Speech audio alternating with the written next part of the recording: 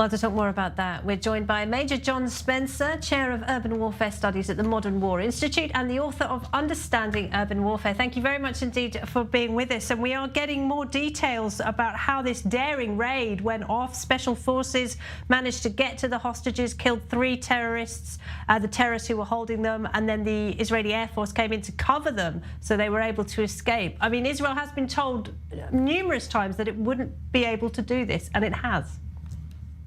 Yeah, I mean, I think Israel's been told every step of this war in response to the vile attack of October 7th, that they couldn't do everything they have done.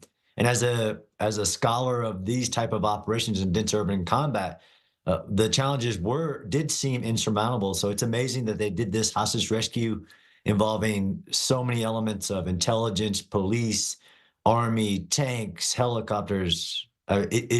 It is historic, and it'll go down as one of the most amazing rescues of the modern era, for sure. But it was miraculous. I mean, does that mean that it can't be repeated? Do you think that they can do it again for the rest of the hostages? Still an awful lot of people being held in Gaza. Is that the way forward, or will there have to be some sort of deal in your view?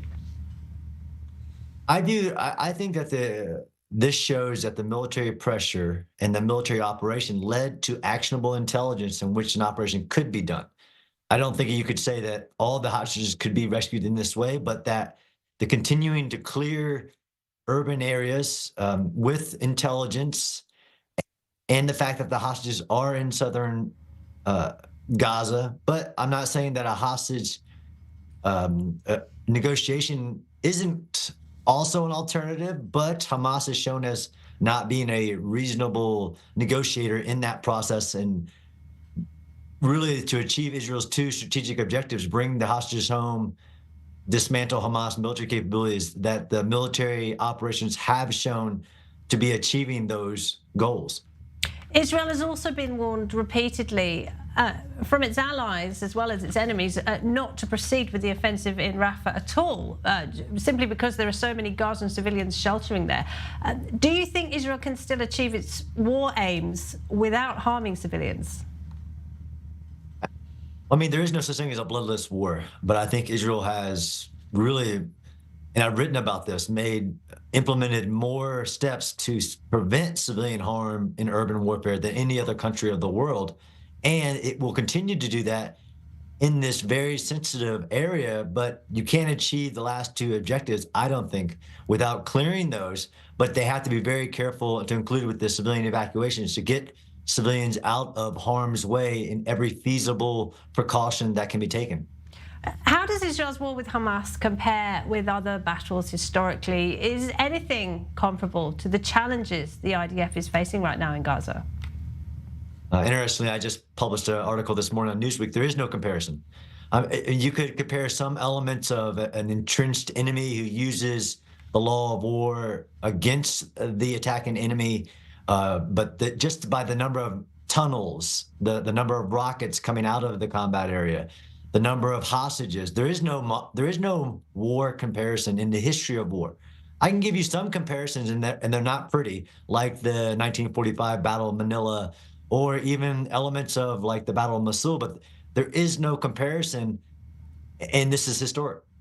And is it unprecedented for an army to have so much international pressure on it, on how it conducts its operations? Of course, the United States leaning very heavily on Israel.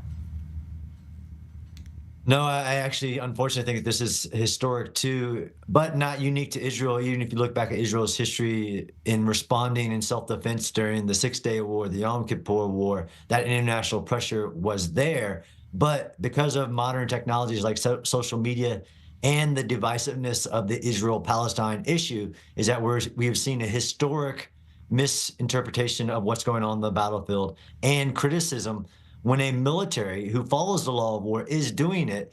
I mean, the U.S. has been criticized for almost every operation it's ever conducted, ever, but the level of pressure and criticism of Israel has been very unique for many reasons. It's unfortunate. In terms of the progress the IDF is making in Gaza, Israel says it's destroyed a significant number of Hamas battalions, around 75%. How do you expect the group's tactics to evolve as the IDF moves deeper into Rafah? I mean, I hope their tactics evolve to, like many of their soldiers have in recently, is to surrender, because that's really the best alternative for the Palestinian people, so that there is no civilian harm, is for Hamas to surrender.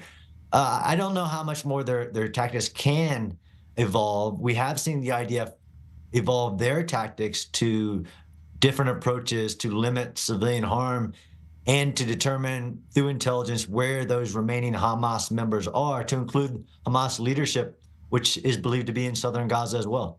Major John Spencer, great to talk to you. Thank you very much. Thank you.